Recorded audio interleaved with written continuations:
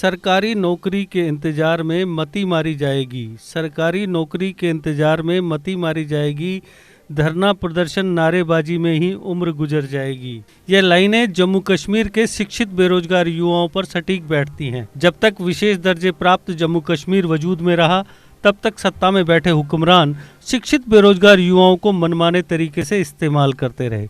कभी झूठे वादों के लालीपाप थमा दिए जाते, तो कभी रहबरे तालीम, रहबरे सेहत, रहबरे खेल जैसी रेवड़ियां बांटकर शिक्षित युवाओं को खुश कर दिया जाता। लेकिन ये रहबरे रेवड़ियां जल्द ही अपनी मिठास खो बैठी और जिन युवाओं ने ये रेवड़ियां खाई थी, उनके दर्द का इलाज अभी तक नहीं हो पा रहा है। इसी तरह से तत्कालीन सत्ताधारियों ने अपनी राजनीतिक सभाओं और रैलियों में जिंदाबाद के नारे लगाने वालों को खुश करने के लिए विभिन्न सरकारी विभागों में जो युवा डेली वेजर के तौर पर लगाए थे, वे आज 20-25 साल बाद भी पक्के किए जाने की आस लगाए बैठे हैं। इनमें से दर्जनों तो पक्का होने की उम्मीद में रिटायर तक कर दिए गए। सैकड़ों युवाओं को पुलिस में एसपीओ बना दिया गया। अब ये अलग बात है कि स्पेशल पुलिस ऑफिसर बेचारे सिर्फ नाम के ही स्पेशल रहे। हाँ, इनमें से कुछ ऐसे भी थे जो अपने अफसरों को हर तरह से खुश कर अपनी नौकरी पक्की करने में कामयाब रहे। इसके बाद जम्मू कश्मीर में शिक्षित बेरोजगारों को चुप कराने के लिए दौर आया कॉन्ट्रैक्ट बेसिस नौकरियों का, जिनके लालच में हजारों युवाओं ने 2-3 साल की नौकरी पाने के लिए कॉन्ट्रैक्ट पर दस्तखत कर अपने हाथ खुद ही काट दिए। फिर प्रदेश के हर डिस्ट्रिक्ट हॉस्पिटल को गवर्नमेंट मेडिकल कॉलेज का दर्जा दे दिया गया और शिक्षित बेरोजगारों को रहबरे सेहत का झुंझुना थमा दिया गया। यह झुंझुना 2 साल पूरे होते होते ही टूट गया और फिर वही धरना प्रदर्शन का दौर शुरू हो गया, जहां एक तरफ जम्मू के युवा सरकारी नौकरियों के इंतजार में या तो उम्र दराज हो गए या फिर फ्रूटी के दास हो गए, वहीं दूसरी तरफ कश्मीरी युवाओं ने बेरोजगारी से परेशान होकर आतंकवाद की नौकरी को बेहतर मानकर अपनी जान देनी शुरू कर दी।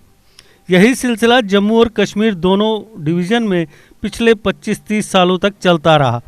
जैसे ही 2019 आया तो पहले तो जम्मू कश्मीर में लफेबाजी या जुमलेबाजी का दौर आया, जिसमें तत्कालीन राज्यपाल ने पहला शगुफा छोड़ा 50,000 नौकरियों का, जिनका आज तक पता नहीं चला कि वो कहाँ हैं और किस हाल में हैं।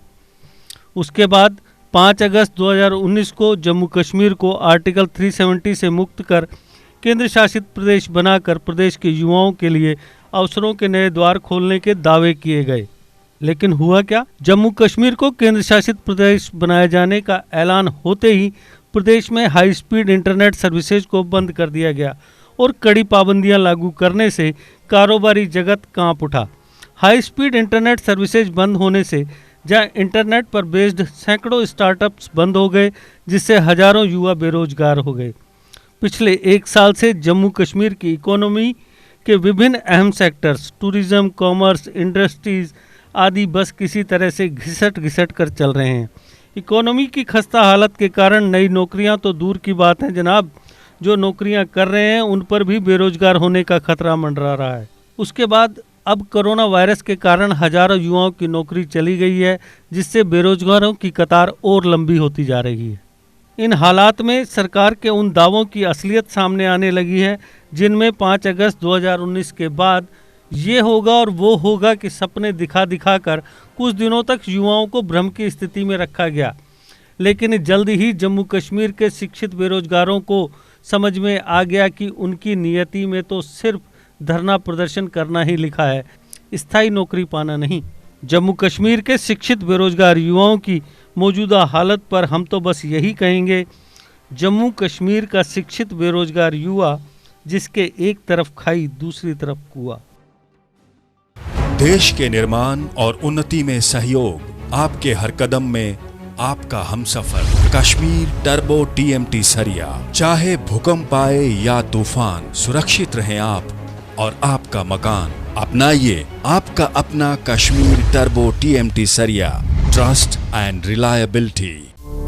GK अपडेट रहे हमारे साथ। अगर आप ये वीडियो YouTube पर देख रहे हैं तो हमारे YouTube चैनल को सब्सक्राइब करें और बेल आइकन को क्लिक करें।